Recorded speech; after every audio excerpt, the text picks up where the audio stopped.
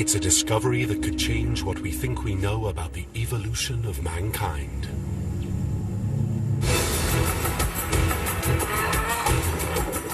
It would cause people to stop and rethink a lot of our presumptions about what makes humans human. It's simply astonishing.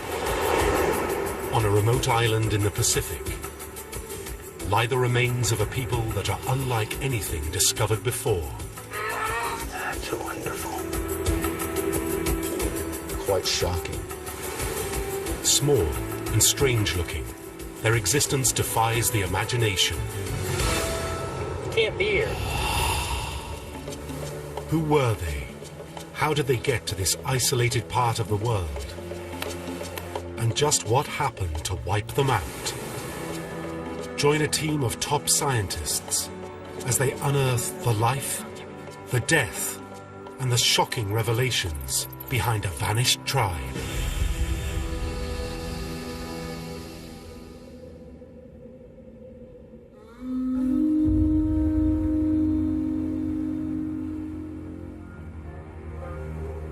June 2006. Palau, a remote chain of islands in the Pacific Ocean. National Geographic scientist Lee Berger has come here on vacation. On the final day of his trip, he hears rumors of a possible discovery of fossilized human remains nearby. Lee Berger is a renowned paleoanthropologist responsible for many groundbreaking discoveries about early man. He feels compelled to investigate. It really is one of the last places on Earth you'd expect to make a major paleontological find. A local guide takes Lee to a natural cave on one of the smallest islands. An uninhabited plot of land only 150 meters wide. This is amongst the very few caves that we have that have reached its final stage of corruption, in which we have a great big. As we started getting deeper into the cave, I saw the collapses and the vines growing in. It really did feel old. The cave itself is like a natural cathedral, with vines cascading from the trees. And strange rock formations created by the surging sea and calcified rainwater.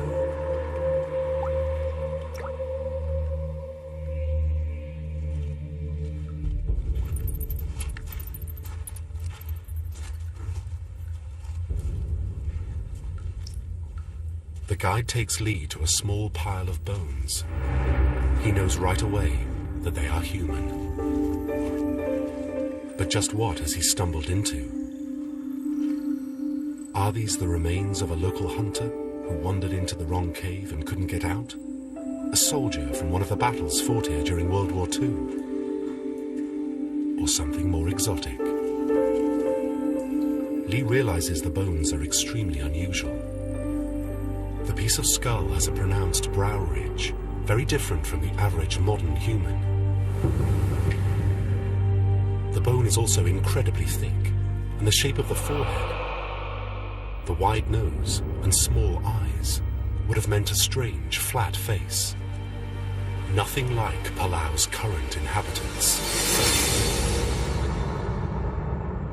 Perhaps most interesting of all is the skull's size.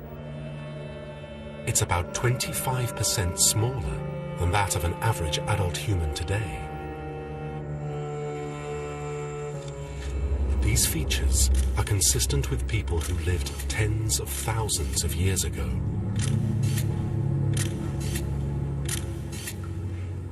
Holding that tiny little skull in my hand, I was literally trembling with excitement, but I couldn't let it show. What Lee has found suggests that an unknown creature once roamed this island. Small, bizarre, but undeniably human. The possibilities are extraordinary. Could this be a strange new species of human, or the result of some kind of mutation?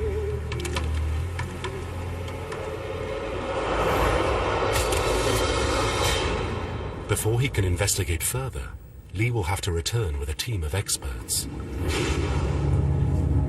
But But leaving the cave unattended carries risks. News could spread through these small islands quickly and bring treasure hunters. I had to walk away from those fossils, and it's one of the hardest things I've ever had to do. I knew I'd be back soon. I just didn't know how soon, and those bones were completely unprotected. Lee isn't sure what he's leaving behind, but it could be of great scientific importance.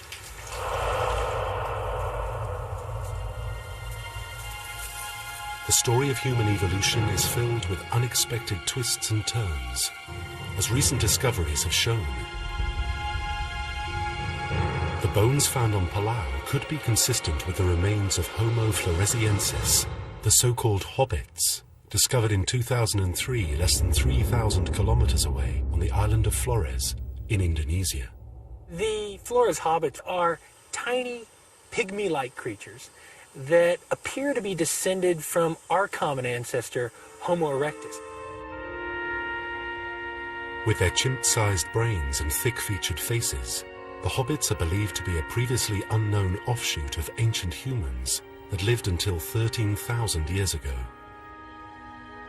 A distinct but closely related species whose remains so far have only been found in the one location. Is it possible that a wandering group of these hobbit-like beings made their way from Flores to Palau and settled here?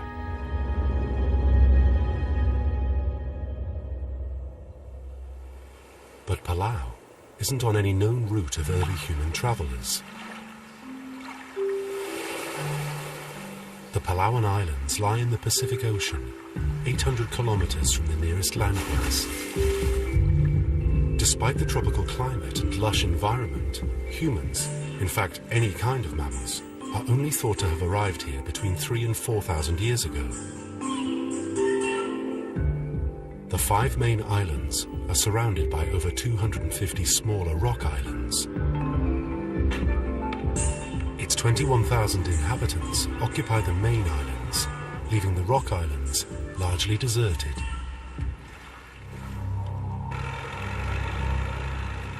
If the tiny cave people are somehow related to the hobbits, how would they have found their way to Palau? And if they're not, how did they evolve to be so small and unusual looking? The skull that Lee has found may reveal some answers, and it could shed light on the age-old question: how did we evolve?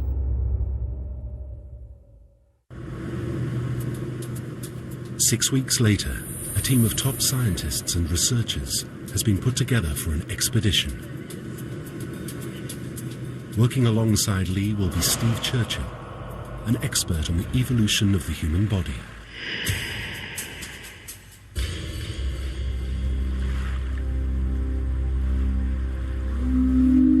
The night before the 8-day expedition is set to begin, Lee is anxious.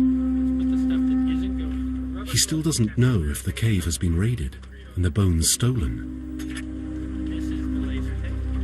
Even if they are still there, convincing a skeptical scientific community that these may be the remains of a new species of human will require a mounting of hard evidence. Put on your armor. You're going to be receiving barbs, and you're going to be scrutinized in a way you've never imagined before. You're going to actually have to produce the evidence that supports your hypothesis.